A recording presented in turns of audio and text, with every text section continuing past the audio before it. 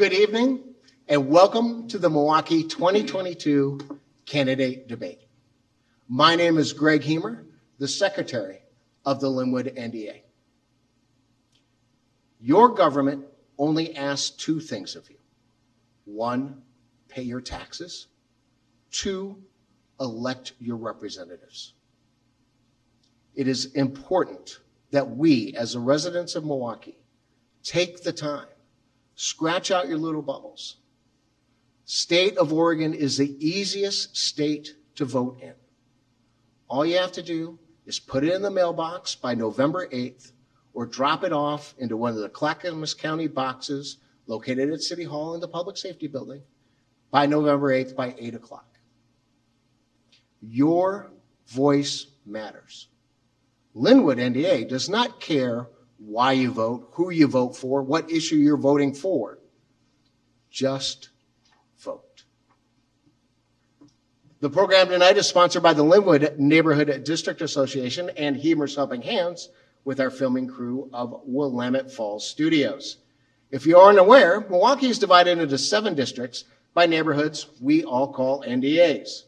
Linwood NDA encourages all of our residents to attend an NDA meeting and join in the festivities your NDA offers. Not only do they provide opportunities to join in a public service project, but they provide an outlet for neighborhood issues, fun activities, and just an opportunity to get to know your neighbors.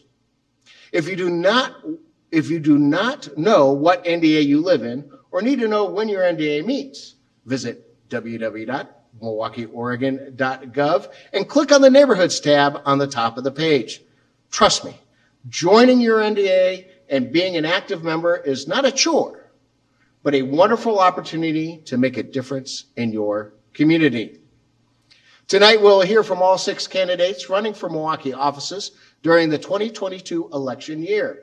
Councilor Adam Khosrabati and Rebecca Stavengard are running unopposed for council positions. Later, we'll have a mayoral debate between Councilor Lisa Beatty and Councilor Kathy Heisey, plus a council debate for position number 2 between Elvis Clark and Robert Massey. Linwood NDA believes in transparency of this process. We invited 30 members of the community to be part of the information committee. The committee met in person and received queries via email asking 4 questions. What do you like about Milwaukie? What do you dislike about Milwaukie? What are your future concerns about Milwaukie? And what question would you ask the candidate? The information was put into categories, and Greg Hemer, Liz Start, and Zach Perry formed them into questions you will hear tonight. After this program is completed, the information and raw data will be shared with City Council, the City Manager, and the candidates, making it public knowledge. Linwood NDA feels that this process is not only important to inform our residents about the current campaigns, but help us work together and forward into the future. A special thank you for Zach Perry for running our Zoom operation tonight and Liz Start for being our moderator. Each unopposed candidate will be given 5 minutes in a general address to the voters. During the mayoral and councilor position number 2 debate, we will give 3 minutes for an opening statement and 3 minutes for a closing remark. After each question is asked by our moderator, each candidate will be given 3 minutes to respond. Greg Hemer will be operating the timer for candidates to understand their time limits. To determine who goes first, the moderator has flipped a coin before tonight's program to determine the order. All right, so there we go. Now that the rules are out of the way, let me please introduce Rebecca Stavengard.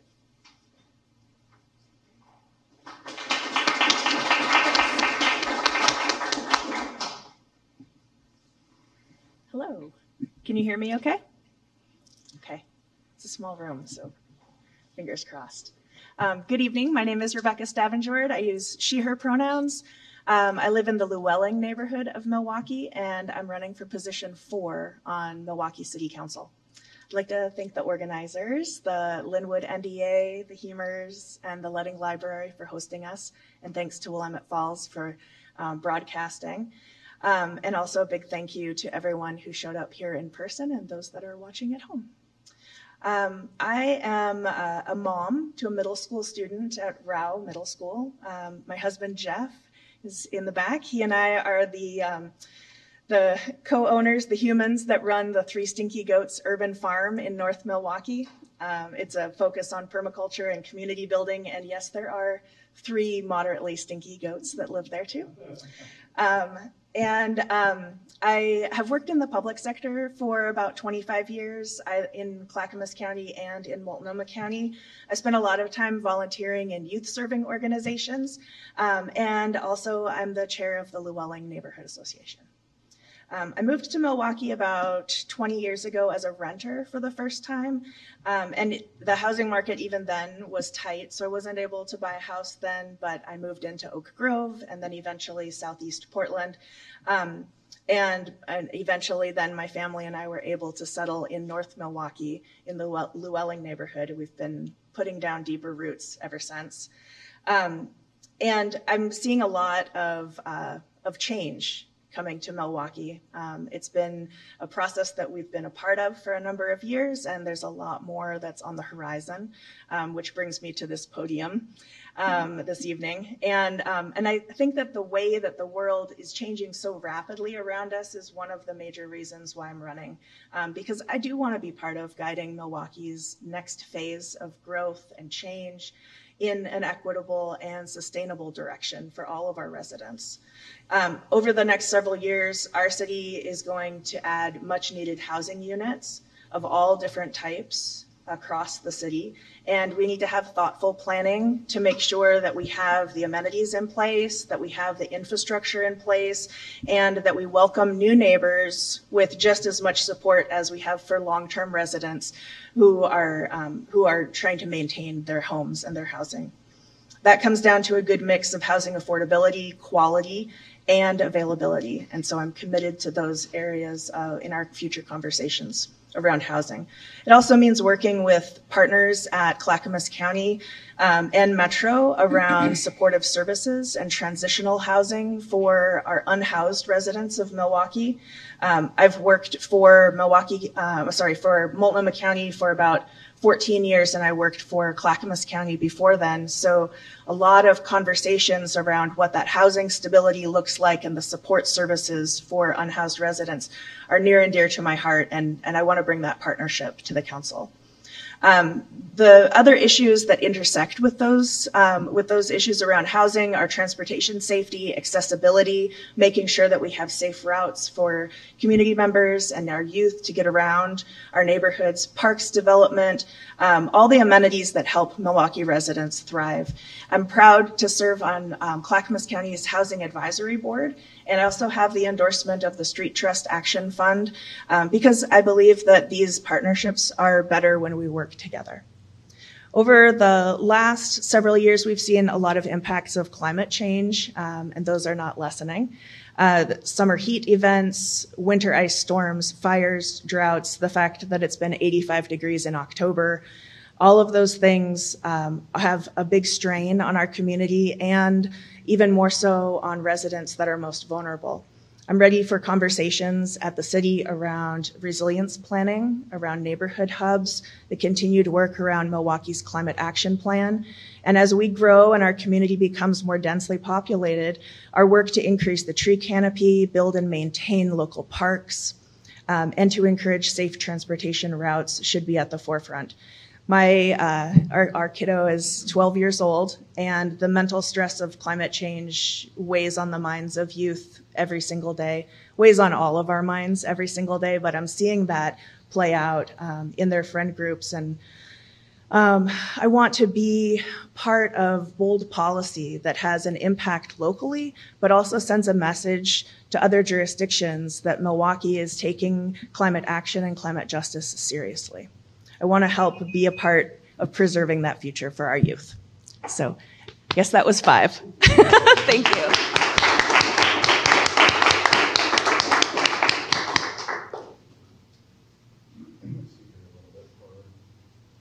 And the next unopposed candidate running for position number 2 is Councilor Adam Khosrowshahi.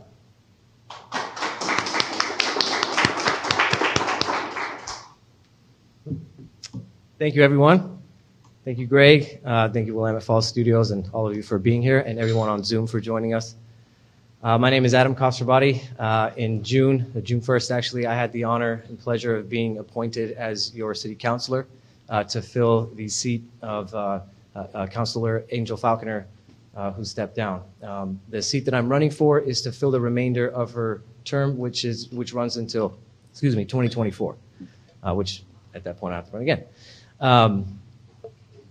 I moved to Milwaukee with my wife in 2019, and we were able to buy a house at that time. We bought our house for $380,000, and if it wasn't for the VA loan, I probably wouldn't have been able to even afford that home. Here we are 3 years later, and that same home is probably going to be selling potentially for $550,000 to $600,000. To me, that's a troubling trend, and that's a big problem. I do understand that as a city, we can't control the market. However, we can be bold and we can be creative in ways that we bring affordable housing to the forefront of what we need to do. When I speak about affordable housing, it's not just your rent, it's not just what you pay to keep the house over your head, the roof over your head. It's what you pay for your utilities. It's what you pay for your groceries. It's what you pay for your homeowner's insurance.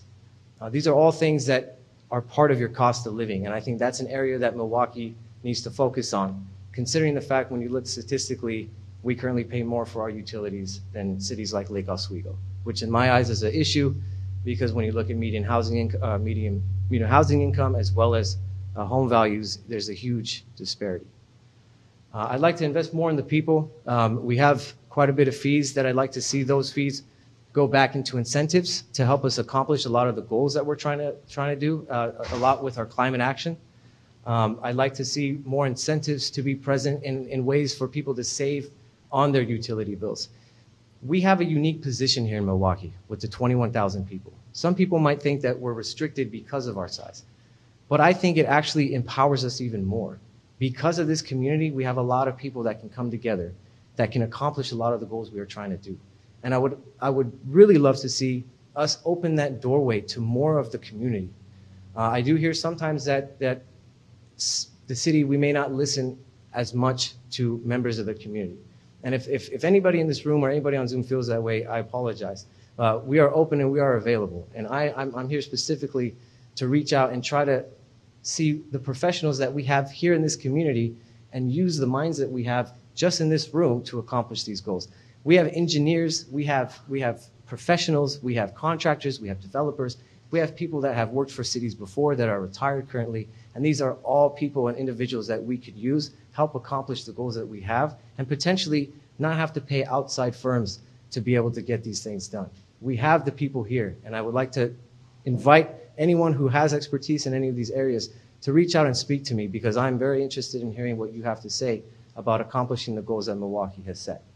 When it comes to affordable housing, I'm a big proponent of that, and I think the key to that isn't necessarily building more homes. It's building more affordable homes or building more homes affordably. We are currently bringing about 1,600 units into Milwaukee between now and 2024. I think only about 500 of those are considered affordable housing units. That to me is an issue. And I understand that by building more and having more inventory, it drives down price. I get the ideology behind that. However, the problem is you'd have to build on a large scale, and you'd have to build immensely. You'd have to have a lot more than 1,600 units to come online. In my eyes, that's the same ideology as trickle-down economics. I don't feel like we need to give developers the free rein to build whatever they want in Milwaukee. I think that at this point with our developments, we have the opportunity to be very specific on making sure that what's being developed here is exactly what we need. Out of those 1,600 units, 500 being affordable is unacceptable. I think that we can be more aggressive. I believe that developers are a dime a dozen. I used to be in construction, by the way. I don't have anything against developers, but I feel like a lot of times it's business. This is a capitalistic country. The goal is to maximize profit. And unless either we mandate it or unless we incentivize it or unless we tell them how we want it done, it's not going to get done any other way but by the profits. So that's where council can step in. That's where the community can step in. That's where our voices can be heard, and that's what we can do, and that's what we have the capability of doing, and that's what I plan on doing. Also, economic development. The other side of that is, since we can't control the market, and housing costs will continue to rise, we can bring better paying jobs to Milwaukee.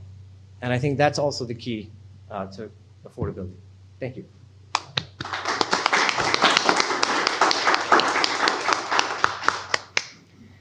Thank you so much to Councilors Khosrowbadi and Stavenjord for sharing their platforms with us, and hopefully you will vote for them unopposed on the ballot this fall.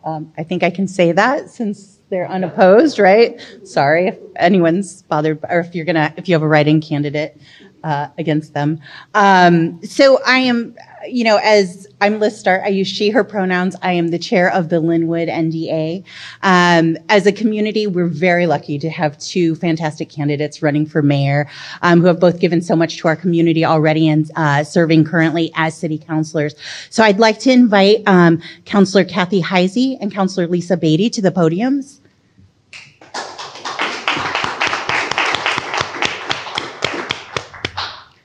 I didn't realize you were going to have us both up here at the same time. Yes, you're going to be in the hot seat.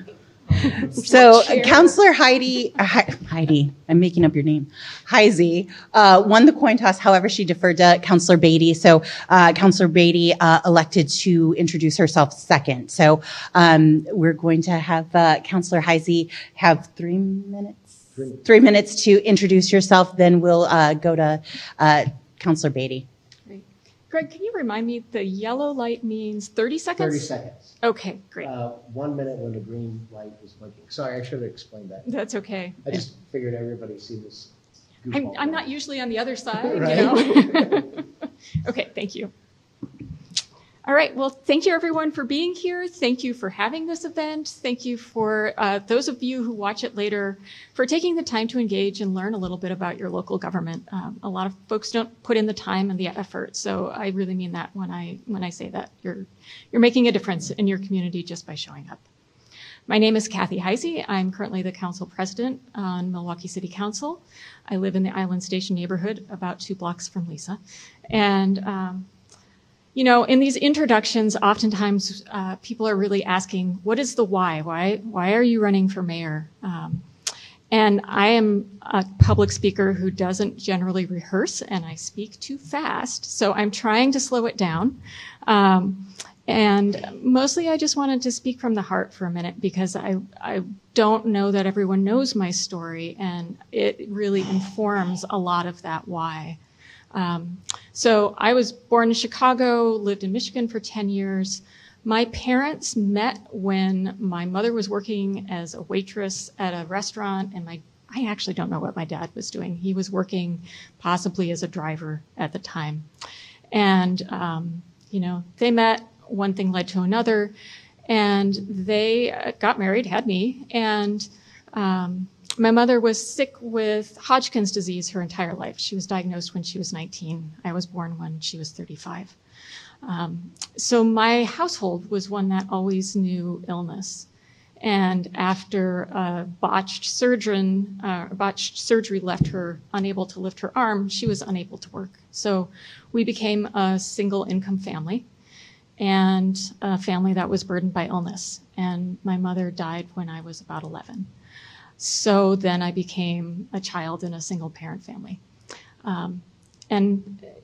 That's an experience that I think a lot of Milwaukeeans can identify with, living with illness, living with just the challenges of having a family loss and an incomplete family.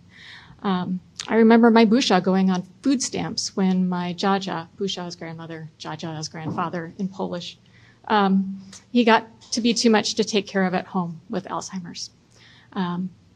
So my family has had a lot of the experiences that folks here have had as well. And that informs a lot of my policy-making decisions and my drive to want to continue to serve this community. It is incredible the way Milwaukee shows up for each other. It is truly something I have never witnessed elsewhere. And I'm so proud and so humbled to be able to serve this community, and I would love to keep doing it.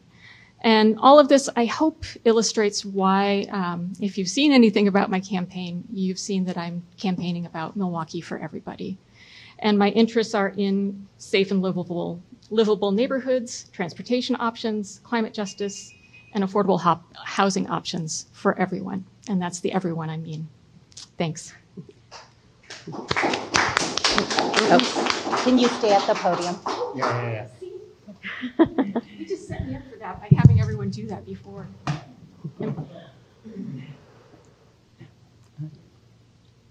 Thank you, Councillor Heisey and Councillor Beatty. Okay. Thank you very much, Liz and Linwood NDA, for inviting us here. I did want to explain I am going to keep my mask on tonight, and it's because I'm just getting over a bout of COVID. I have been testing negative the last 48 hours, but just out of abundance of caution, I'm going to stay masked. So I hope everyone can hear me okay and that I'm coming through okay. Again, thanks to the Linwood NDA, to Hemers Helping Hands, to Willamette Falls Media, and to all of you who came out. It's great to see a room mostly full these days. I moved into my home down the street from Councillor Heisey in April of 2002. I didn't really choose Milwaukie. I chose that house because I was interested in an older home. I had looked mostly in northeast, southeast Portland. I chose that house. Little did I know to what extent Milwaukie would become so important to me. I knew very little about Milwaukie when I bought the house. Little did I know how much Milwaukie would come to mean to me. I became the neighborhood chair in short order, and one of my first projects as the neighborhood chair was to revive a plan that the neighborhood had had previously for Spring Park, which is the park that leads out to Elk Rock Island. In 2002, that was a just nest of blackberry. Many people felt it was unsafe, didn't like to walk the path to Elk Rock Island.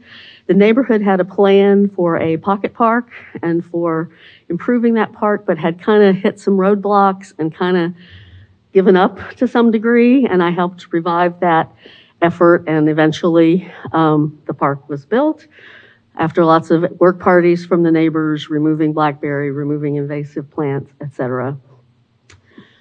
I quickly grew to love this little town and joined the Planning Commission fairly early on. And as a planning commissioner, I saw the city through two big controversies: the construction of the ball fields at North Clackamas Park, and then the light rail alignment, the Orange Line, which was very contentious. People who've come to Milwaukie in recent years may not realize how contentious it was, but there had been a recall of city councilors in the 90s. There were many people who were adamantly against seeing light rail come at all. And I was the planning commissioner through those hearings that determined the alignment and the station, what form the stations took, and station siting and all of that. From that process, I had two big lessons. Hear from everyone. Oh my God. Seriously? Okay, well, hear from everyone who wants to be heard. I'll say that's my takeaway from those controversies, and I'll hope that the rest of my introduction points will fit in somewhere else today. Time flies when you're having fun. Yeah, I guess so. So as Greg mentioned, these questions come from the information committee that was formed. That was a cross-section from all the NVA districts and, age ranges, all kinds of backgrounds. So that's how these questions were framed. So Councillor Beatty will ask you this question first, and then Councillor Heisey, and you each will have 3 minutes to answer the question. So the question is, you have both served on city council for the last 4 years, making decisions and creating policies. During our information committee, Island Station residents were excited about their amenities, just like you had mentioned, river access, walkable streets, and a unique park. Since both of you live in Island Station and have access to these amenities, how do you understand and balance decisions with the needs and wants of all residents of Milwaukie, especially community members who live on the other side of McLaughlin that don't have quick access to these amenities? Thank you. I think that's a great question. I do take that very close to my heart, that we have to have, we are the people, whether in Island Station or historic Milwaukie, who live close to the river have access that not everyone has, have easy access that not everyone has. I have been an advocate for Wichita Park and other park developments on the east side. I think it's really important that we ensure that everybody has access. Parking, you know, one of the things we learned in COVID was that everybody wanted to come to Elk Rock Island. Everybody wanted to come to Milwaukie Bay Park. We don't really have a lot of parking, and so that there were issues in the neighborhood about parking, et cetera, and it's really, there are some tough, thorny questions there. I do think we're on the right track with building out more of our parks. Bowman Bray Park, Balfour Park, Scott Park have all been the subject of meetings in this room in recent days. If you don't know about those, go to Engage Milwaukie and take the little surveys, which close tonight.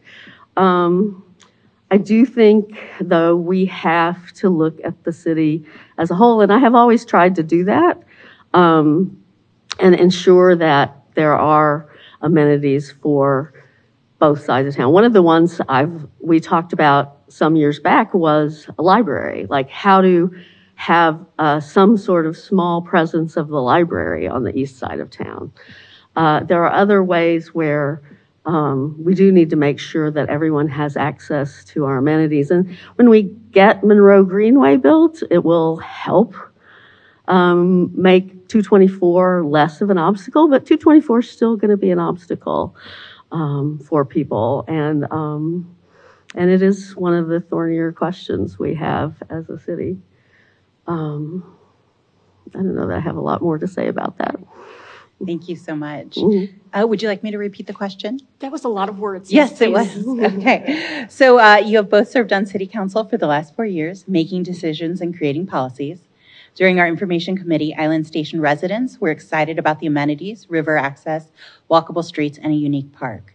Since you both live in Island Station and have access to these amenities, how do you understand and balance decisions with the needs and wants of all residents, especially community members who live on the other side of McLaughlin and don't have easy access to these amenities? Okay, got it. Thank you.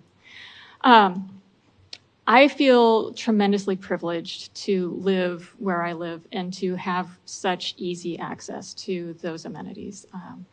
It's an incredible place. It's part of why Colin and I chose that house. And every day I really do feel grateful for that opportunity. And I deeply value the work that has gone into making it something that everyone can access. And having 19th be a WUNRF, the concept being it's a walkable, bikeable, and drivable road, and that everyone shares it safely, I think is key. And having greater connection between our bike pedestrian networks, completing some gaps where we've got some issues. That's something that we will address in the TSP, the Transportation System Plan. That work is starting any minute now. And I think that will help create access to those very specific amenities that are basically the riverfront, which is one of the things that really draws people to Milwaukie. And it is something that everyone in Milwaukie ought to have ready access to. When it comes to providing amenities for other parts of the city, I think that we really do need to think about and have conversations around what that looks like. The Neighborhoods Hub concept is something that came out of the comprehensive plan update conversations we had with the community. Those are identified. If you're not familiar, just the brief overview is the idea is to have a spot in each neighborhood that is easy to access however you want to get there, driving, walking, biking, hopefully bus. And you can go there to gather with your community, maybe take a yoga class that someone offers. Maybe there's a coffee shop. It could look different in every different neighborhood. So that's a different approach to amenities. And I think it's one way that we can create those opportunities to get together as community and to enjoy being part of Milwaukie throughout the city. We have a very downtown and waterfront focused system right now.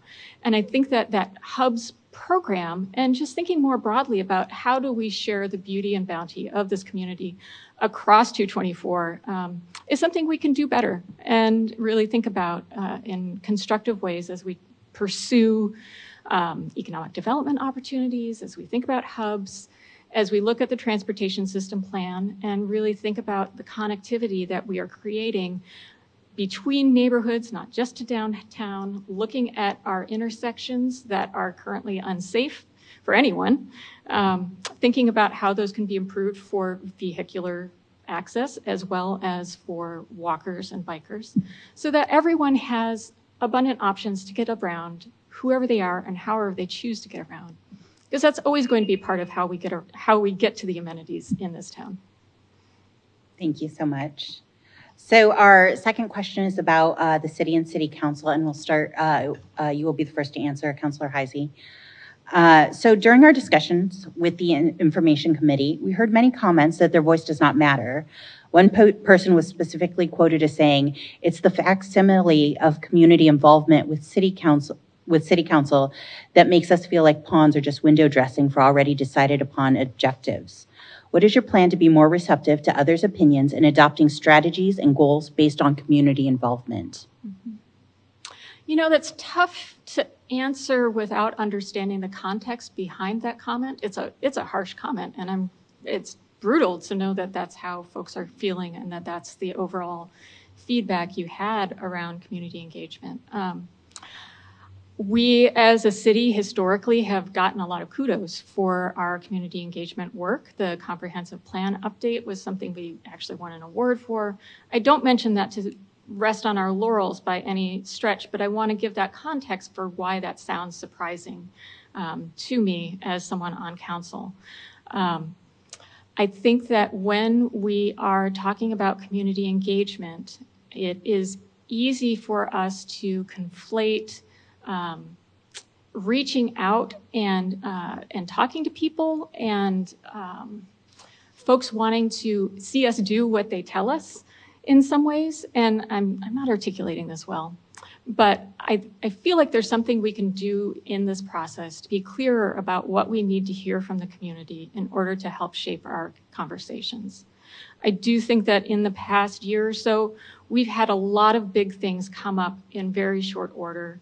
And as they've gone out the door, I feel like we probably could have spent more time around that, around thinking about things like the tree code. The conversation we're having around a climate fee, I feel like is moving really, really fast.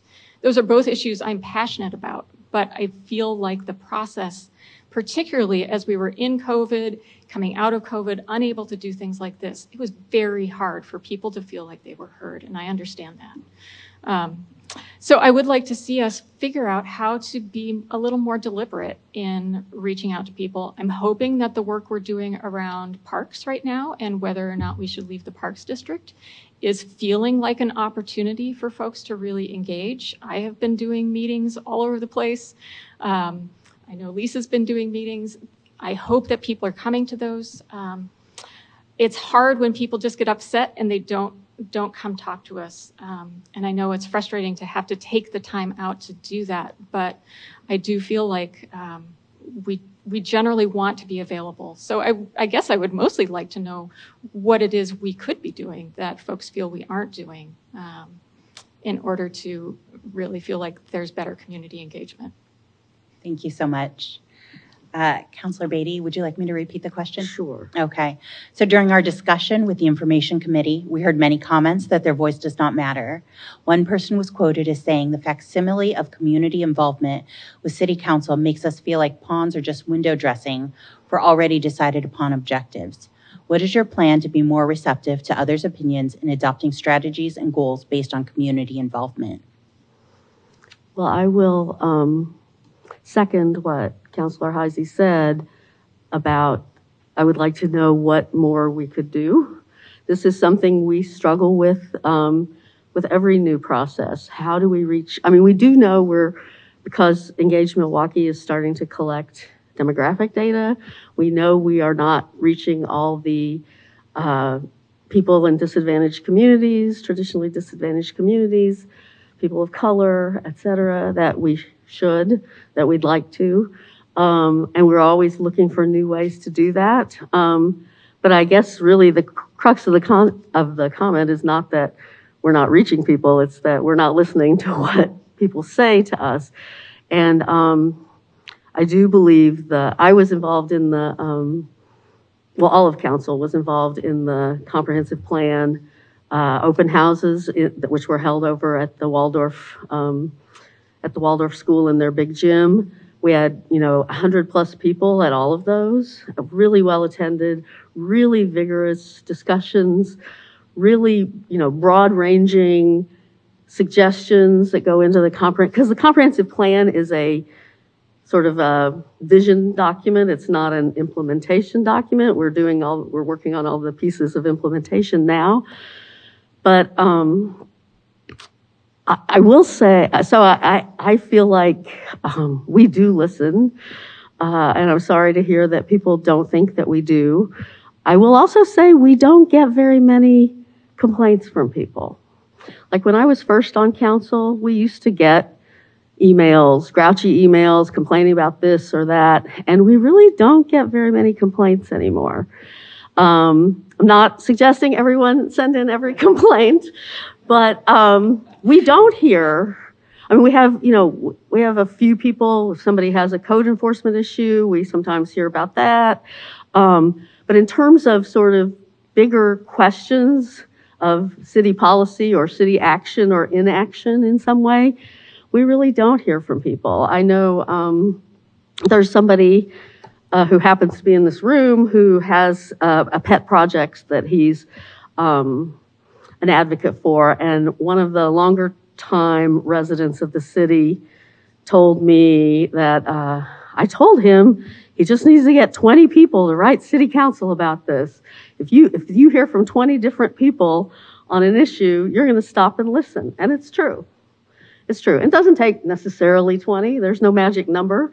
But if we know something interests or bothers a big cross-section of Milwaukee, we're going to stop and take a look. So, yeah, I'll just stop there. Thank you so much. Mm-hmm. So these next two questions will also be asked of the counselor candidates. Mm-hmm. And Counselor Beatty, you will answer first. The Information Committee overwhelmingly said that their favorite thing was the small town feel with lots of amenities near city of Milwaukee. One major concern for adding density without a strategic plan for traffic, bikeways, pedestrian, and transit travel. How do you feel the density increase will affect our current system, and how do we plan and pay for needed improvements to our transportation needs? Well, that's a very timely question because, as was referenced earlier, we're launching into our transportation systems plan. We did the TSP, I'm going to call it that from here on out, in 2007, and it's in need of an update. And it's one of the follow-up implementation pieces of the comprehensive plan. The TSP will guide where we think we need new infrastructure. Doesn't come with money. We still have to find the money to do the things, but it will be about an 18-month process. There will be a lot of public outreach in that process as well, and there's there are interviews going on now for people to serve on an advisory committee for that. Councilor Khosrowbadi is one of the people doing those interviews. The transportation system plan will be the how and where of how we figure out what we need for this new density coming in. Figuring out the funding will be a second piece. There are regional, federal, regional money pots to apply for, such as we have done with the Monroe Greenway. The Monroe Greenway has been 10 years or so in the making, but it's fully funded now, and it's going to move forward, and it's really exciting. So I do think the core of the question is an issue of concern to me, that we have to balance the growth with the livability for everyone who's here. And I do think that's something we have to think about. But we do need the housing. We do need the housing of all types and all sizes for all types of residents and sizes of household groups. So I'm excited about the new housing coming in. I'm excited about the potential for some middle housing to come in and give people, options somewhere between an apartment and a full-sized single-family house. I think those are important options for people to have. But I do think we need to look at all of that with, maintaining the livability of everyone. And so I do think the questions before the TSP group will be important ones and things we have to look at very closely. Thank you. Councillor Heisey, to repeat the question, the Information Committee overwhelmingly said their favorite thing was the small town feel with lots of amenities near the city of Milwaukee. One major concern was adding density without a strategic plan for traffic, bikeways, pedestrian, and transit travel. How do you feel the density increase will affect our current system, and how do we plan and pay for needed improvements to our transportation needs? Great. I'm glad that I have something in common with this committee because I love that about Milwaukie too, and I feel like that is at the heart of a lot of the work that we're doing right now. Councilor Beatty provided a great overview of what a transportation system plan update is going to look like, so we do have that opportunity coming. But I think that the bigger point there is how is density affecting our transportation system? And I want to take a step back a little. I serve on the Joint Policy Advisory Committee on Transportation for the region. So we are actually doing what is more or less a transportation system plan update at the region-wide level right now. It's called the Regional Transportation Plan. We're really great at names here. But in that work, I'm seeing a lot of exciting opportunities that I think are going to inform Milwaukee's TSP and set us up for pretty tremendous success when it comes to hitting all the right notes for grant proposals as we develop our TSP and as we see what the needs are really coming from the community. And I want to highlight to everyone out there who feels like they are not heard, please speak up in this TSP process. This is the place where you really, I think more than any other process practically we have going in Milwaukie in the next few years, can influence decisions the city is making. Because, I'm talking to folks online who are parents who are worried about intersections. And I'm saying, please, come. We need to hear from you now. This is going to be how we make this work done, make this work and get the work done. Because this process is where we really need the local experts more than anything. So your voice really does matter here. But that was a digression. So density is, of course, going to affect our system. And we are planning for it. We don't know what it will look like yet. It will be ugly at times. I'm not going to sugarcoat it. That's just the way of these things. Development happens on its own schedule. Our work on transportation systems happens on its own schedule. They won't always line up. But as we're doing that work, we absolutely do need to look at safety for people who are traveling by every single mode. We need to look at how we complete our network for active transportation and prioritize that. And I say that in part because I've been blown away by how little reduction in traffic it takes to free up congestion. We're talking like a 3% reduction in the number of cars can be the difference between a traffic jam and traffic flowing freely at peak hours. So that's the kind of thinking I think we need to bring to this and a real problem-solving perspective on this because density is happening. We need the housing desperately. We didn't build housing for decades in Milwaukie and people are paying the price. They are moving out because they don't have affordable options and we can't let that continue to be the case. Thank you, Councillor Heisey. And the first answer or response will go to you as well. So both of you and our other candidates have already touched on the affordability and affordable housing, and that's what our next question is about.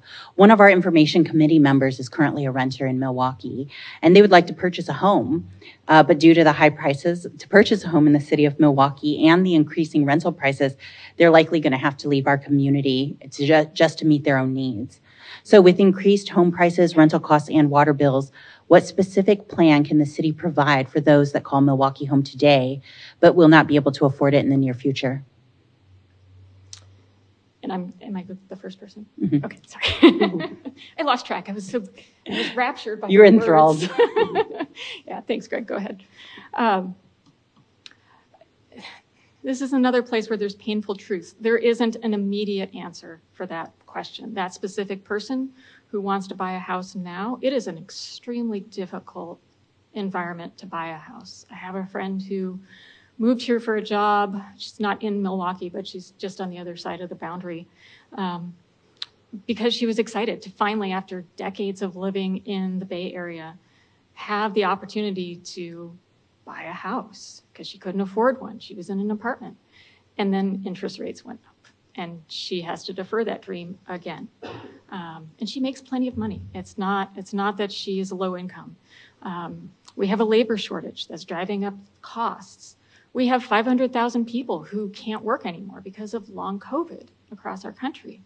So between interest rates, labor shortages, and the just incredible deficit of 111,000 homes that we did not build in Oregon over the past 2 decades, it is a very difficult time to buy a house. So I'm not going to pretend that my answers are going to be immediate, but I do feel like we have, through zoning and a lot of the work that we did with our middle housing code, made some good strides on creating more opportunities for folks to buy in Milwaukie. I do also feel like we're kind of at this inflection point in our culture where, maybe buying a house that is on a 50 by 100 lot or whatever is not really attainable. So we have to think about what are the different models for home ownership where you can build equity that are attainable out there. And those are, of course, going to be more middle housing, cottage clusters, condos, fourplexes, all the stuff we talked about in our middle housing code. So I actually think that's really important, but it is going to be a slow transition. I hope that we can continue to tweak that code to make it work better for us as we go. I also feel like we have opportunities around housing affordability that we haven't yet explored. I would like to look at ways that we might just do some zoning that creates opportunities, say, for churches, to make it very easy. This is a big thing in California right now. Some of it's happened in Oregon. But to make it really easy to just build on those sorts of properties. And that can reduce costs.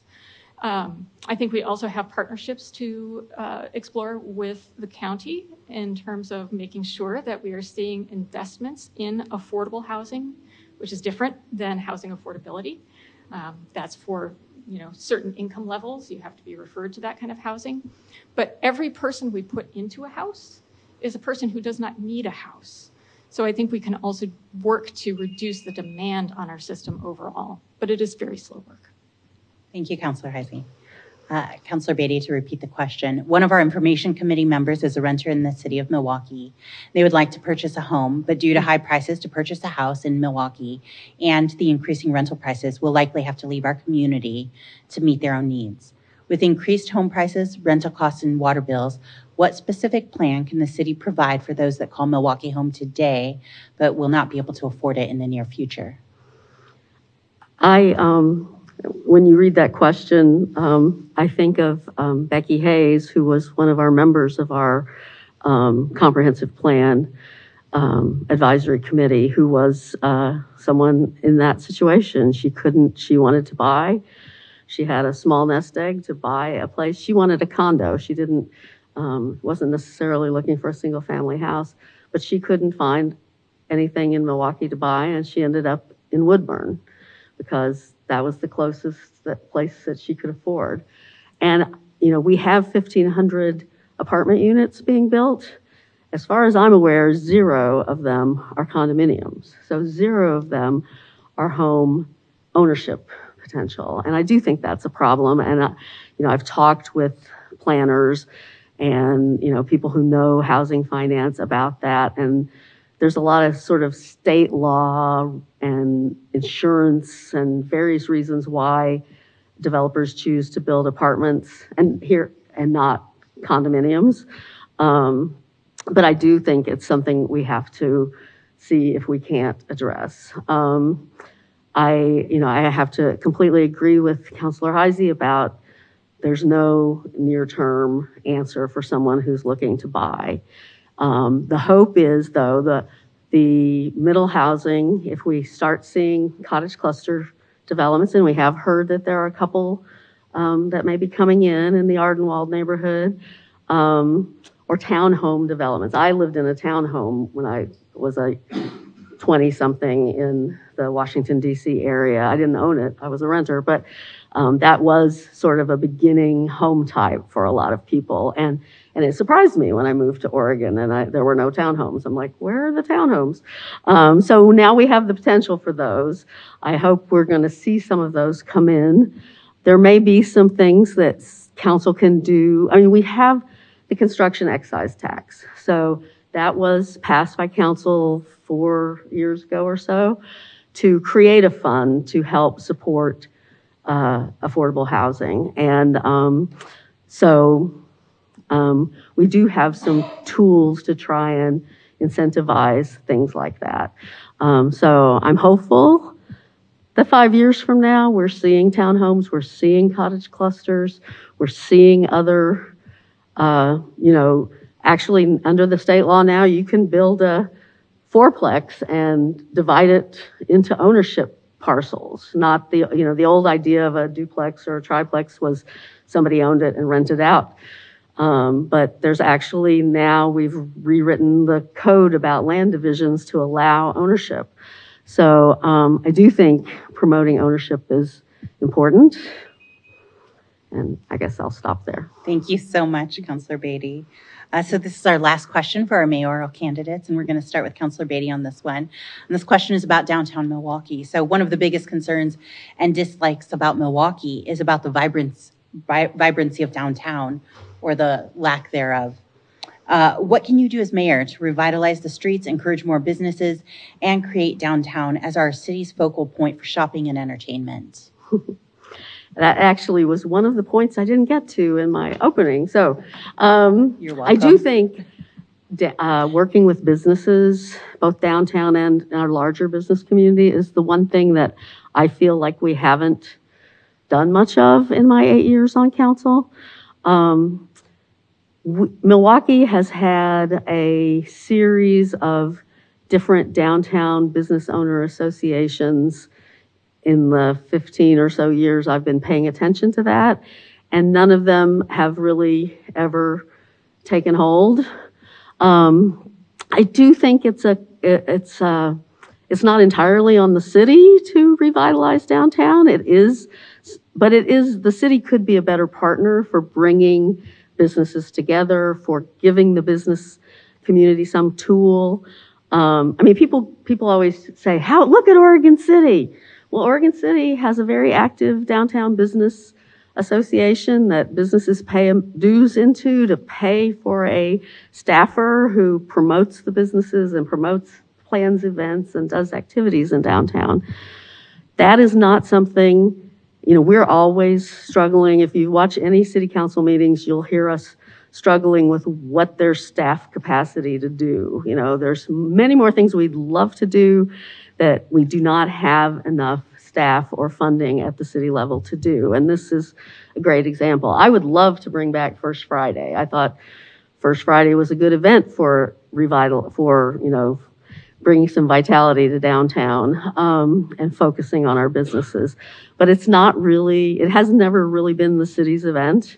And putting it as the city's event has workload implications where we'd have to take something else off of people's workload. And so those are tough conversations we have quite regularly at the council. I would love to see the businesses, coalesce into an active business association. And if elected mayor, I will make a point of going up and down. I know a lot of the business owners along Main Street, but I will make a point of getting to know all of them and seeing what we can do to try to to try and create some cohesion. And I mean, we're talking about downtown here, but I do think there's a potential for a bigger business community that includes the International Way businesses, that includes the North Milwaukie industrial area businesses. We don't hear from businesses. I mean, I said we don't hear complaints. We also don't hear from businesses for the most part. I mean, and we do have the North Clackamas Chamber of Commerce. We don't really even hear from them. So I would like to hear more from the businesses and try and have a better dialogue with the businesses, with the idea of encouraging some sort of cohesive business community. Thank you. Thank you so much, Councilor Beatty. Councilor Heisey, you're going to close us out with the final response to the same question. One of the biggest concerns and dislikes about Milwaukie is the vibrancy of downtown or lack thereof. What can you do as mayor to revitalize the streets, encourage more business, and create downtown as our city's focal point for shopping and entertainment? In 3 minutes or less. In 3 minutes or less.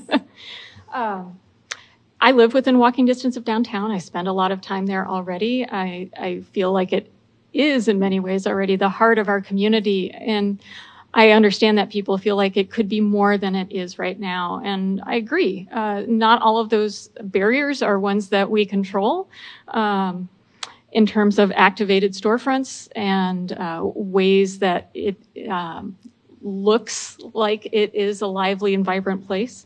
But one of the things that I've worked on in the past year or two is on the Urban Renewal Areas Community Advisory Committee. I was the chair of that committee, and that was a committee that I really worked hard to get representation from businesses in downtown to engage on. I knocked on doors repeatedly until people called me sometimes at 9 o'clock at night to say they would do it if I would just leave them alone.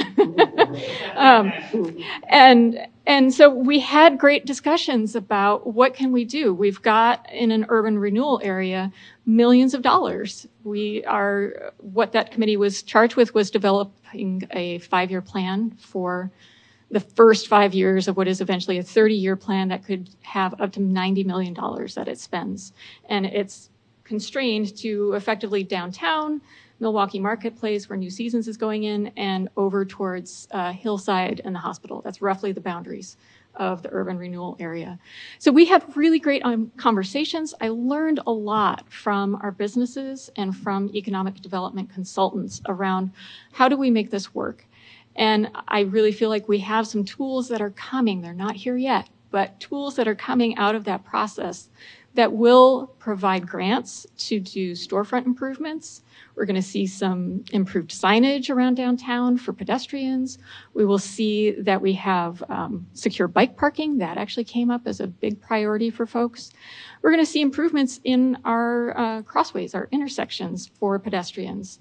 And a lot of that work is going to tie into the TSP as well. So we have these opportunities where it's kind of interleaving a lot of the work that we're already doing. And I want to also highlight when we talk about urban renewal, oftentimes people remember the 80s and how it destroyed communities of color. We were very deliberate in our work to engage around that and make sure we didn't repeat that. Main Street is our most vibrant and diverse street in all of Milwaukie. So a lot of this work is very specifically designed to support our current small businesses, bring them along in the success while we add new business and revitalize downtown atmosphere. I agree that we do need a business alliance that is much broader. I think New Seasons coming is a great anchor for those conversations. I've had really interesting conversations with industrial area folks around developing nodes around food. We have a lot of exciting opportunities is what I'm trying to say. And I think this is a good place for them to be focused. Thank you so much, Councilor Heisey. And I'd like to thank you both so much for your time and thoughtful responses to the questions. And we are looking at one of these lovely candidates will be our future mayor. So best of luck to you all, and thank you. Oh, I'm sorry. I was thinking, yes, we don't have to do the close. I know, you know. Councilor Beatty, if you would like to start with your closing remark. Okay.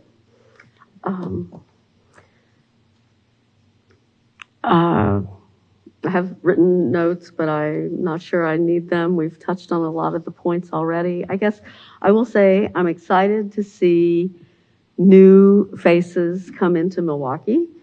We have a bunch of residents who stepped forward to be on our equity steering committee. We had relatively recent residents who threw their hats in the ring to run for council.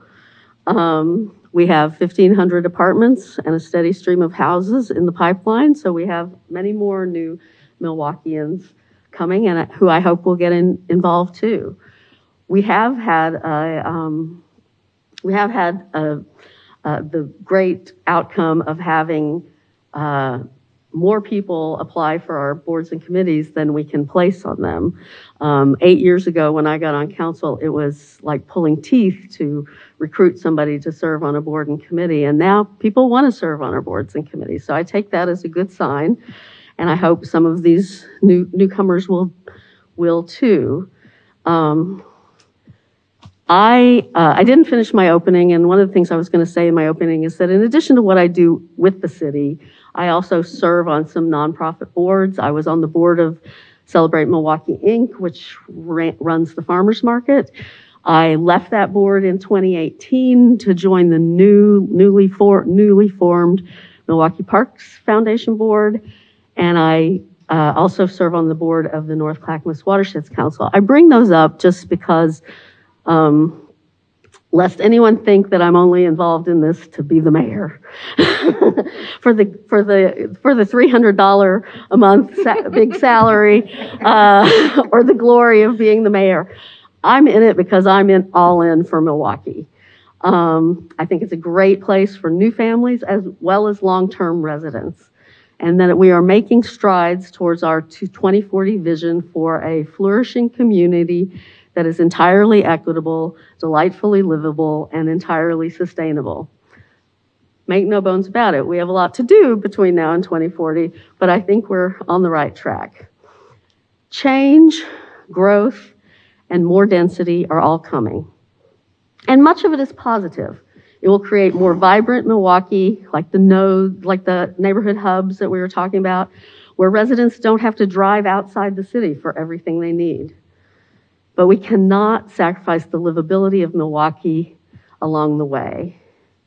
I promise to be, as I have been for the past 8 years, a voice of moderation and an advocate for incremental change.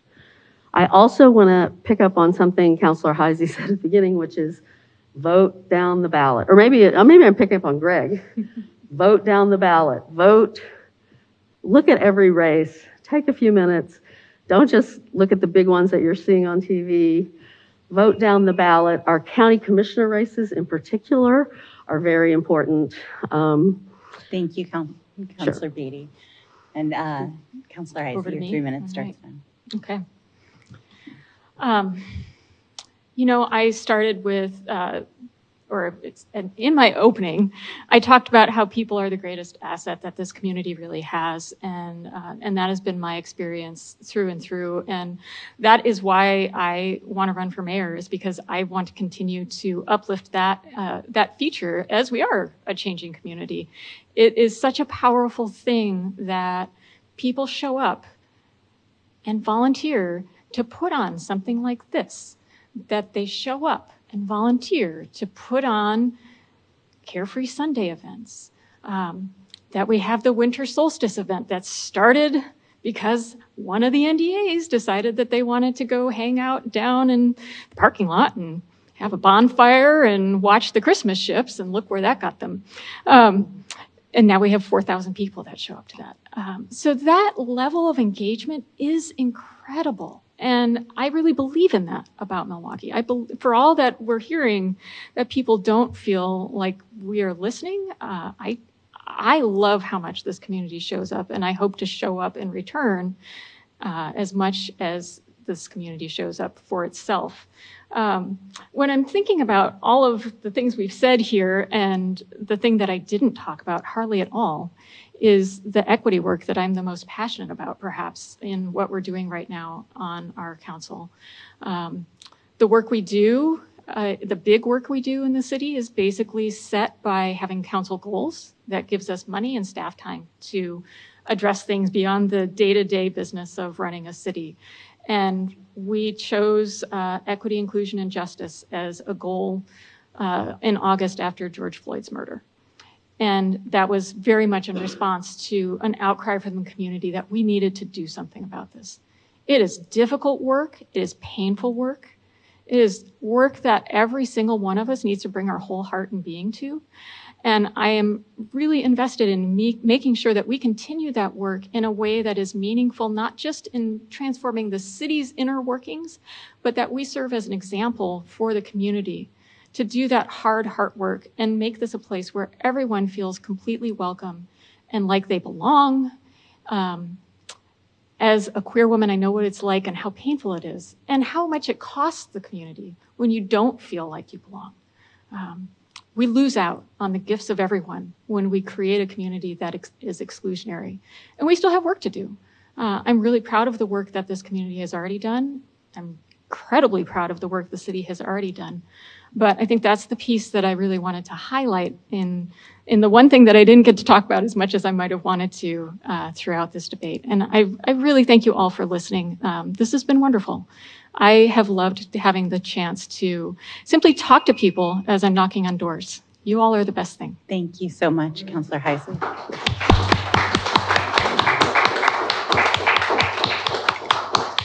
Now can we go? Now you may go. Thank you so much, and apologies for that. We appreciate both your time and your inputs on that. So now we're going to introduce our position 2 counselor candidates. So we're going to have Elvis Clark and Robert Massey come up to the podiums. I just noticed that Elvis is wearing a purple tie. That's what I meant. So we forgot to send everybody the memo about purple. I went and put purple in my hair. There you go. Well, thank you all again so much, and we're so happy to have you both running for position 2. So we did the coin toss earlier, or before we started today, and Mr. Massey won the coin toss, and he elected to go second. So we're going to have Mr. Clark introduce himself first, and then Mr. Massey will introduce second, and then we'll start the questions. So I'm going to hand the floor to you, and the timer will start. Does that mean the concluding remarks would be me first?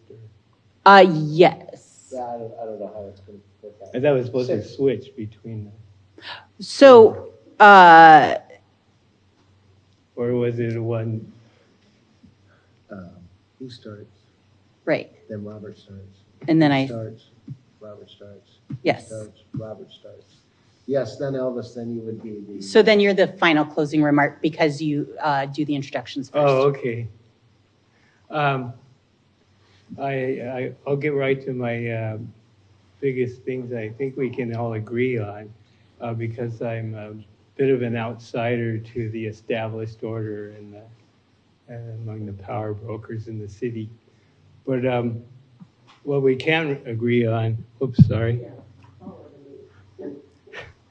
what we can agree on is the big issues, I think, improving our streets and parks, minimizing crime, and working with the county to find shelters for those people that might end up living on our streets or other public shared spaces. My wife and I moved to Milwaukie 7 years ago. We love the current day Milwaukie. The Milwaukie neighborhoods are blessed with young families and grandparents that are taking care of their grandchildren, and they also other people in between those stages of life and circumstances. We live in the Ardenwell neighborhood, and that's the home of the Jolly Green water tower up on there. And also, it used to be Eric's Market had on its marquee the simple 2 words, low beer. And then there's the horse on 32nd, which downs costumes for all of our upcoming holidays. We're also developing a flag for the neighborhood, too.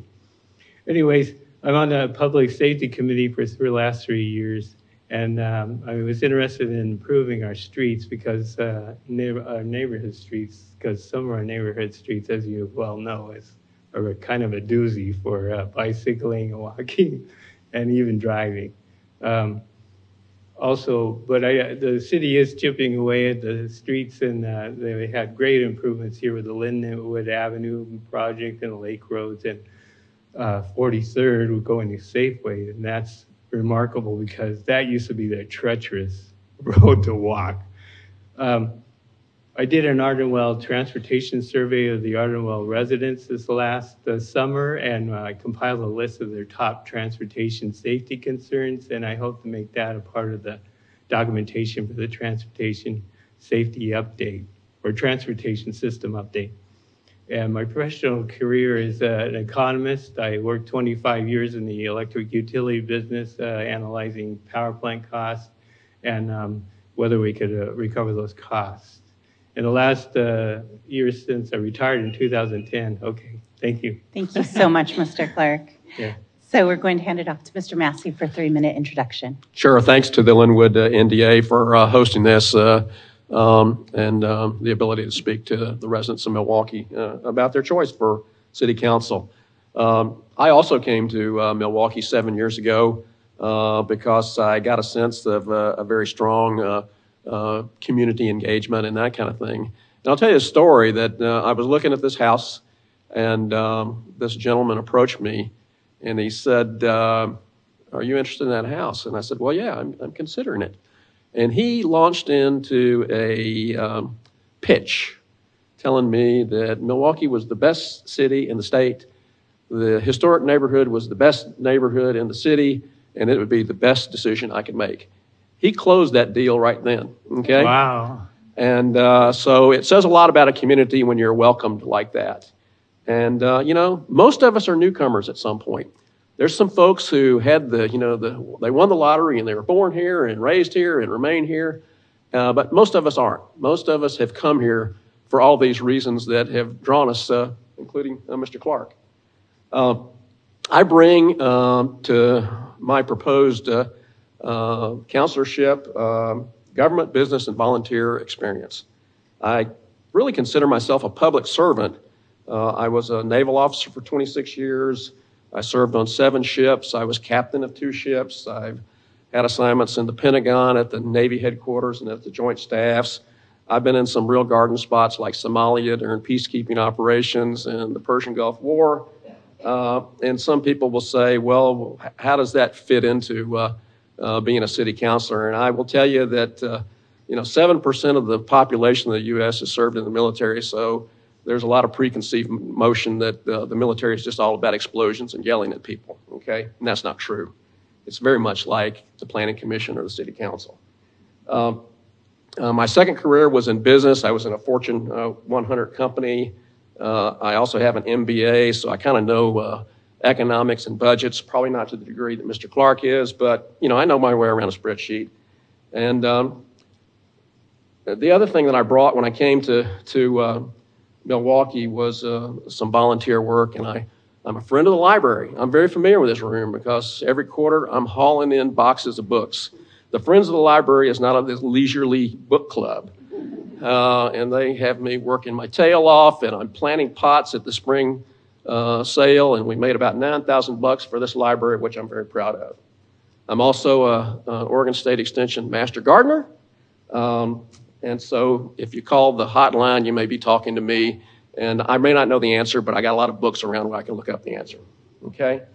I'm in my 4th year on the Planning Commission, and I think that that's valuable experience because much of what the City Council does is land use decisions. Thank you so much, Mr. Massey. And so the first question will go to you. Milwaukie is divided into 7 neighborhood districts that we call NDAs.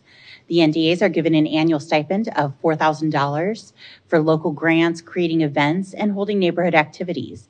So some of the members of the Information Committee have heard that the city is considering removing or decreasing that funding. Please share your thoughts on the NDA structure and stipends and whether you would change or eliminate the current system. Well, I am familiar with this just because I'm a member of the historic NDA myself, and we have considered those grants for those monies that have come forward from the neighborhood association. So I don't know about the reconsideration for those. So I just want to listen, and I will tell you that I don't bring a lot of preconceived notions to the Planning Commission or to the City Council if I'm elected, because I first want to listen, and I just don't really know the pros and cons of that. Having only seen, just one NDA and how they operate with their budget. And I'm a listener above all things because I have never learned anything by talking. And so I would just like to, hear what the pros and cons are there about those changes. I'm not sure it's broken, so why change it? Thank you so much. Sure. All right. So that same question will go to you, Mr. Clark. So Milwaukie is divided into 7 neighborhood districts we call NDAs, and the NDAs are given an annual stipend of $4,000 for local grants, creating events, and holding neighborhood activities. Some members of the Information Committee have heard that the city is considering removing or decreasing that funding. Please share your thoughts on the NDA structure and stipends and whether you would change or eliminate the current system. No, I wouldn't eliminate the current system. You might actually increase it with the rate of inflation stipend. Ardenwell, for instance, where I'm a member of the neighborhood association, puts on these summer concerts that bring together people in the community, and that's where we engage people mostly with our neighborhood association and the issues in our neighborhood that are important and the city issues. And we also use it to build our membership if we can get membership. But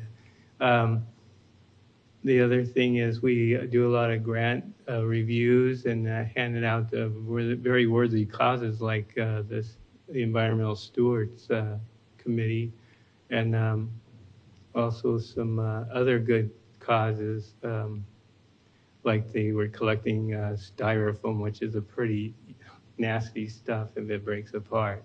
So I wouldn't do that at all. We need to build our neighborhood associations, not disregard them that way. Thank you. Thank you so much. Okay, so so we'll move on to the next question. I'm trying to ask the question again. That's not helpful. Okay, so Mr. Clark, we'll go to you again, and this is about city and city council.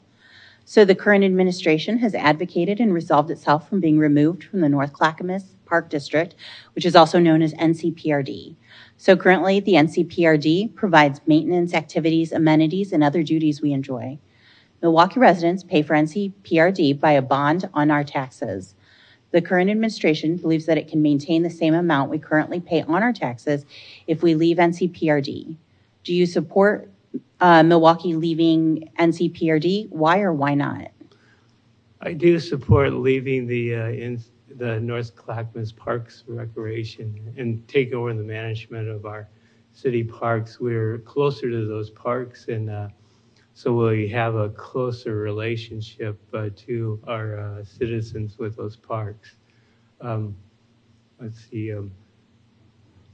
Also, well, I'm kind of foggy, but I think we can do more for our parks by looking at the system development cost charges or the system development charges that we charge developers for developing new housing, because as we get more density, the people that now live there should get more amenities for their parks because they're going to be more intensely used. So that would be a way of raising revenues for our parks, and besides the property tax, which the good thing about a property tax is it is referred to the people so they can weigh the benefits and costs to them of those parks. So that's what I would do. Also, we need to look at ways of funding besides property taxes, maybe the parks. Thank Okay. you. Thank you so much. Okay, so Mr. Massey, same question. The current administration has advocated and resolved itself from being removed from North Clackamas Park District, NCPRD. Currently, NCPRD provides the maintenance, activities, amenities, and other duties we enjoy today. And Milwaukie residents pay for NCPRD by a bond on our taxes. And the current administration believes that it can maintain the same amount we currently pay on our taxes if we leave NCPRD. Do you support leaving NCPRD? Why or why not? First of all, I'm disappointed it's come to this. I suspect that when Milwaukie started really the NCPRD, however long ago it was for good reasons, that you could get economies of scale and that kind of thing by having more of a regional approach. So I'm disappointed it's come to this, but it has. You deal with what you're, the hand that you're dealt. I think that the city staff and city council has made a strong case. First of all, I support what the city is doing in an outreach to the citizens to find out what they think. Again, I'm a listener. I want to listen. I personally support us taking over the parks because I think that ownership is essential, and we would be better stewards of the parks than the current regional setup that we have right now. But I can be convinced of other things if I hear something different from the citizens. So I want to make sure that I have all of the information before I would make a decision on something like that. But personally, I think I do support the withdrawal from the Parks District. Thank you so much. So this next question is about development, and we'll go to you first, Mr. Massey. The Information Committee overwhelmingly said their favorite thing was the small town feel with lots of amenities near the city of Milwaukie. One major concern was adding density without a strategic plan for traffic, bikeways, pedestrians, and transit travel. How do you feel the density increase will affect our current system, and how do we plan and pay for needed improvements to our transportation needs? That's a long question. It is a long question, and I can repeat any part. That's okay. I'll give it a shot. First of all, I will tell you that we do have some density coming. And I kind of break out that density in kind of a couple of different boxes. And one, we have quite a bit of multi-family units going in, apartments complex. We've all heard about the 1,500. And that has caused some concern. I don't know about you, but when I started off as an adult, I lived in an apartment complex. And it wasn't a year or two, it was more like 10 years in apartments. And so we all kind of get started there. So I'm not against apartments. But I think that there's a concern that we're putting up these apartments and there's not corresponding infrastructure that goes along, or those apartments are out of place. I will tell you that when I served during my tenure on the Planning Commission has actually disapproved a couple of those projects, okay, because they didn't fit into the neighborhood. And they were going to provide some impacts that weren't going to fit into those neighborhoods. The second part of that density is the middle housing we've heard about. We need more housing. And we need more housing because there are current residents who are being priced out of this place. I know of a lady who's lived in an apartment complex for 20 years. And she got a huge rent increase. I'm not talking about 5%. I'm talking more like 15 or 20%. And she had to move outside of the city. So we have that going on. And I will never tell you that this middle housing is going to lower rental prices or mortgage prices. But the simple law of supply and demand will mitigate those price increases by having, greater supply. I will tell you that we have a lot of work to do in the TSP But I will tell you that the individually owned vehicle is not going away anytime soon. I hope they're electric vehicles or hybrids or something like that, but there's still going to be a lot of cars out there. And so when the code was being considered by the Planning Commission, I advocated for a more moderate approach that would require some off-street parking, rather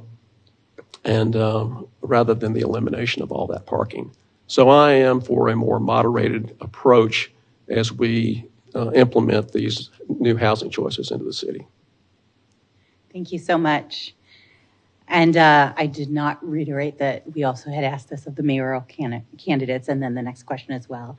All right, so Mr. Clark, the Information Committee overwhelmingly said their favorite thing was the small town feel with a lot of amenities near city of Milwaukee. One major concern was adding density without a strategic plan for traffic, bikeways, pedestrian, and transit travel.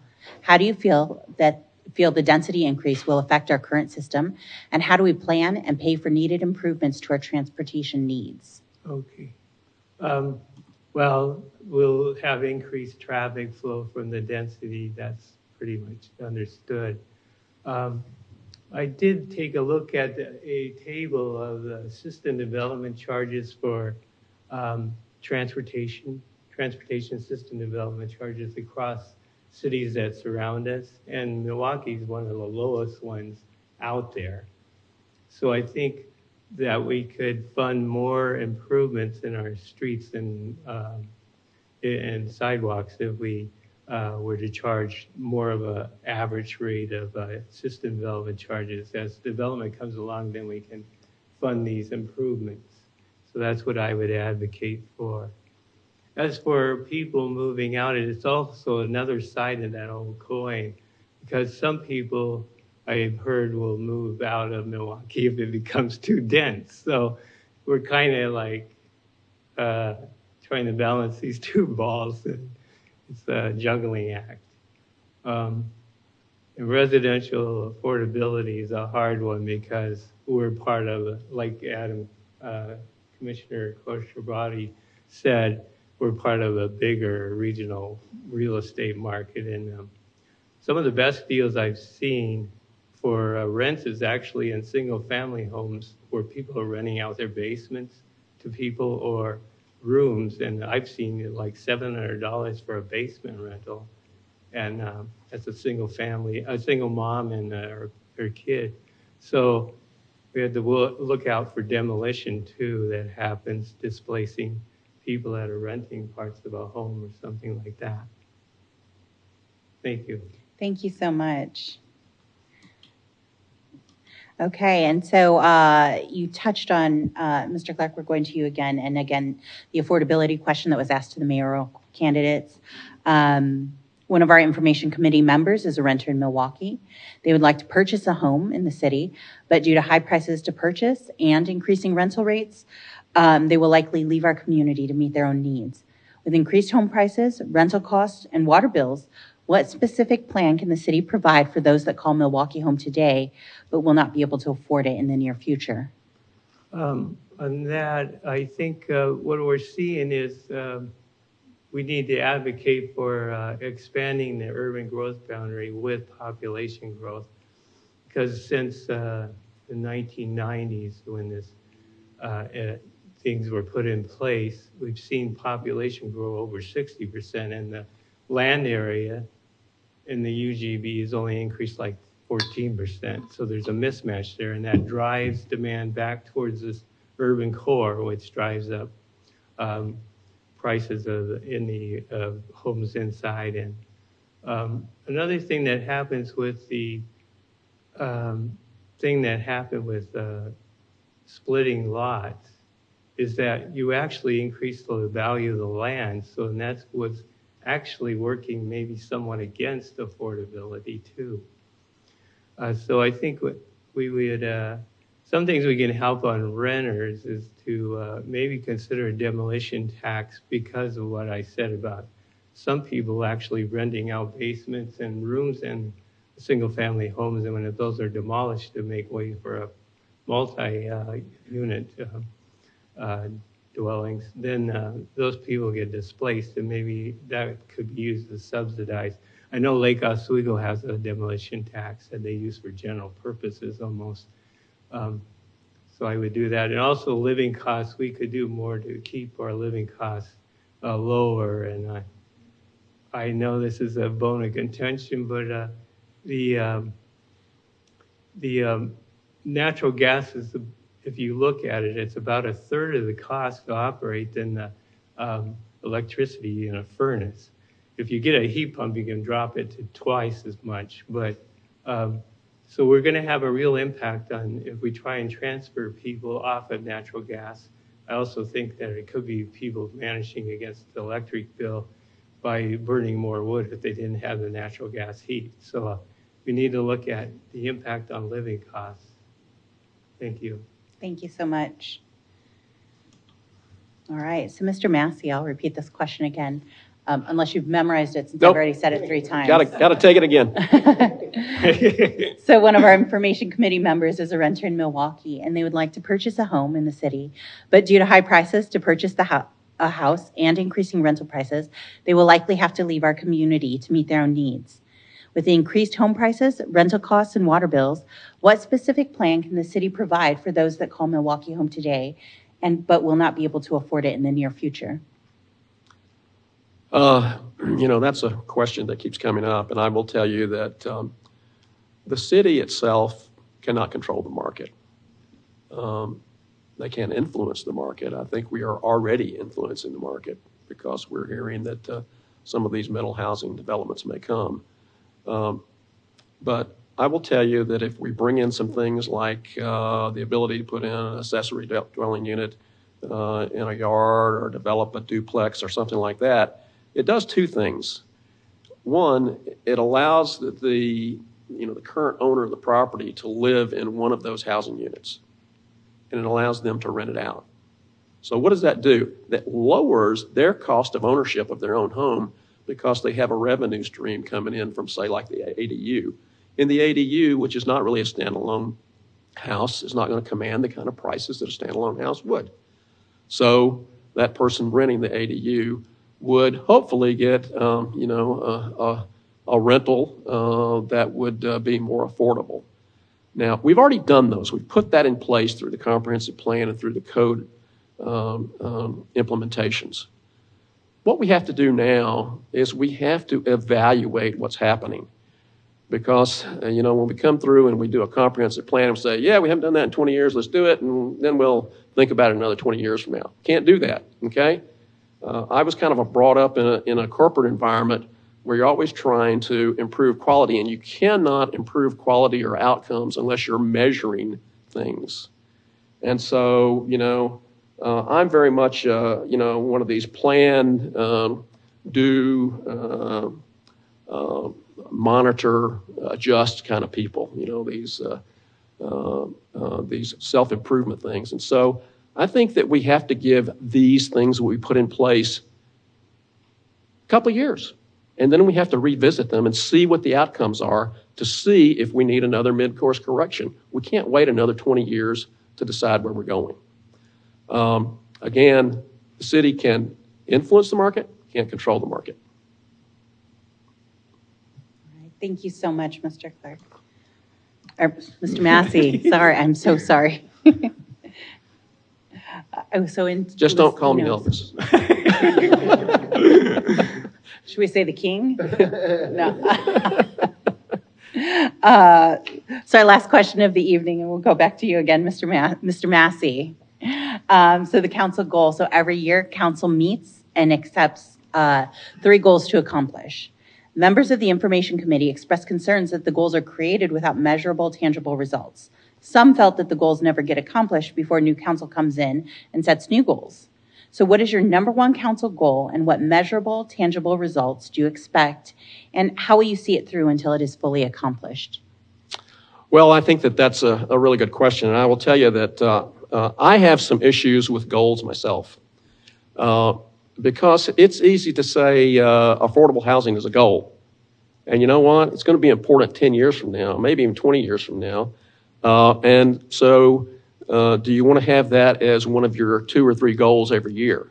There's a constant tension there. And that when you establish a goal, I think that you're trying to fulfill a need.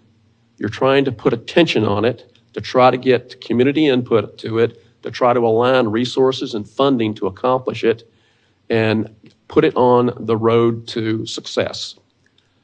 My personal opinion is that you don't keep it as a goal for 10 years. You build it in.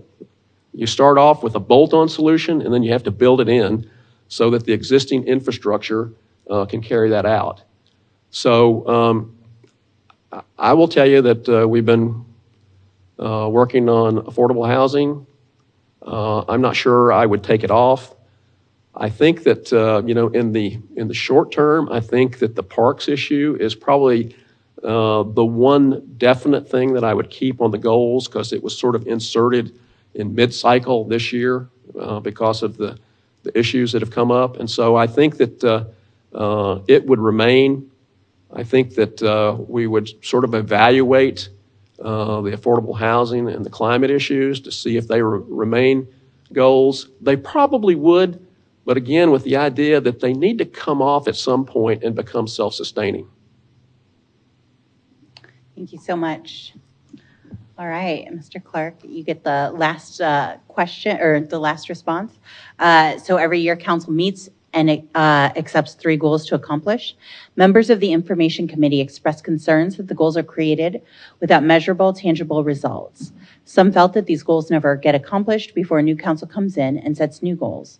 What is your number 1 council goal, and what measurable, tangible results do you expect, and how will you see it through until it is accomplished?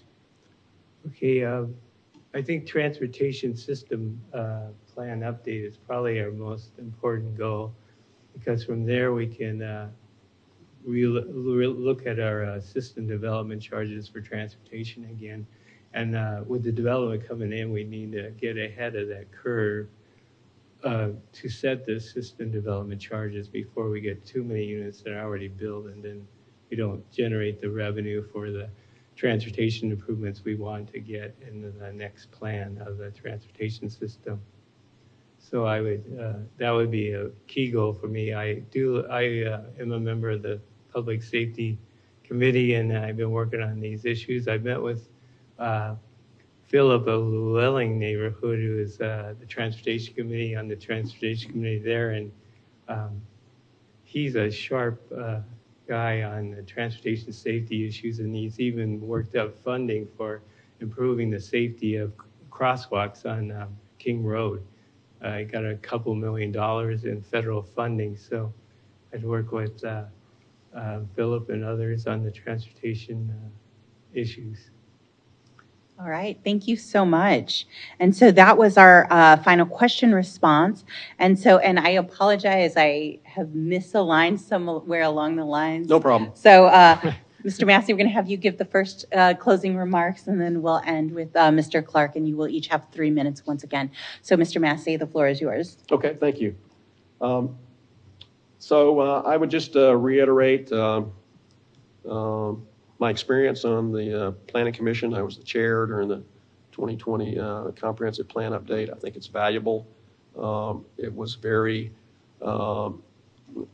public-facing input.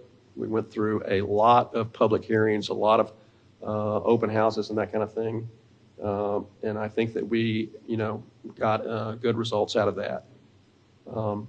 I would also emphasize my leadership experience. One of the ships I was captain of had a lot of moving parts. It was 840 feet long. It's 40,000 tons. It had 1,100 sailors, 1,700 Marines, 25 helicopters, and 6 jets. What does that mean? Well, that means that sound decision-making is required for that kind of responsibility, and that kind of decision-making I would bring to the City Council. Why do I want to serve? Again, I reiterate that I've been a public servant most of my life, and I particularly like a speech that President Teddy Roosevelt gave in 1910, long time ago. And it was called The Citizen in the Republic. And some of the things that he talked about in that speech were he valued not the critic who would counter and tell other people that they weren't doing a good job, but he would give credit to those who were bringing solutions. And he referred to that as the man in the arena. Now, I apologize for the gender-specific language of 100 years ago, but that's become known as the man in the arena speech. And that's what I want to do. That's why I joined up for the Planning Commission, why I want to run for City Council, because I want to be the person who's trying to employ skill and tenacity, trying to get things done, as opposed to a person who's on the sideline just complaining about what's going on. And I know it's ugly and dirty and can be not fun sometimes when these clashes of opinions come out. But through my experience in Milwaukie, in my volunteer service, my service on the Planning Commission, and my service as a naval officer, I have sought those kinds of leadership positions because I wanted to be the man in the arena. Thank you so much. So, Mr. Clark, you're going to close out our evening tonight. Okay. Well, Milwaukee Council and the city staff have a lot on their plate, and this comes during an environment where the costs are surging and budgets are tightening. So prioritizing projects becomes very important at this point. And my top 3 priorities for this work on the city council would be carrying out the sidewalk and safe projects that we have already planned out, and improving our neighborhood streets next. With as we get new development coming along, we can compensate existing residents for the more density traffic flow we have. Also taking back the park management and completing our planned parks and adding new features as new development comes in that we can fund.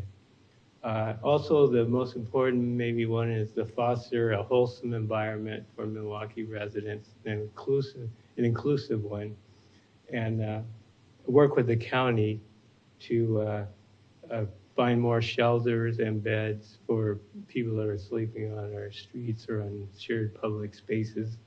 I've actually talked to one of the Clackamas County commissioners about coming up with a plan for reducing homelessness. And I like the resiliency and adaptation part of the climate action plan. I think street tree shade is great, and tree shading is great. And I think we could do more tree shading in the Milwaukie marketplace where we're going to get this new development. We need to put maybe a few of those development dollars over to the central area so people that can become an inviting place for people to come to. And I thank the people for listening, and it would be a lifetime accomplishment to represent the people of Milwaukie as a city councilor. Thank you. Thank you so much.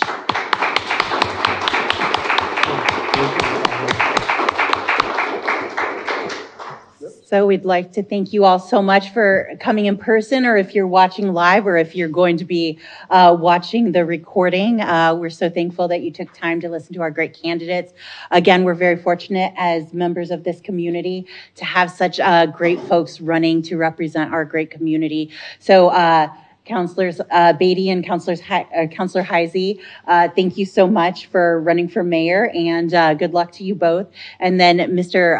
Massey and Mr. Clark, thank you for your time this evening, and good luck to you both as well. I'd like to again say, the Linwood Neighborhood Association, I'm very grateful to Greg Heemer, who really is just such a great community member who stepped up to put this on. This really was his, because he cares so much about the city of Milwaukie. So special thanks to Greg, and really driving our neighborhood district to put on this event, and talking us into funding the filming, and then also him stepping up as a business owner with Heemer's Helping Hands to support. And then Willamette Falls videography studios.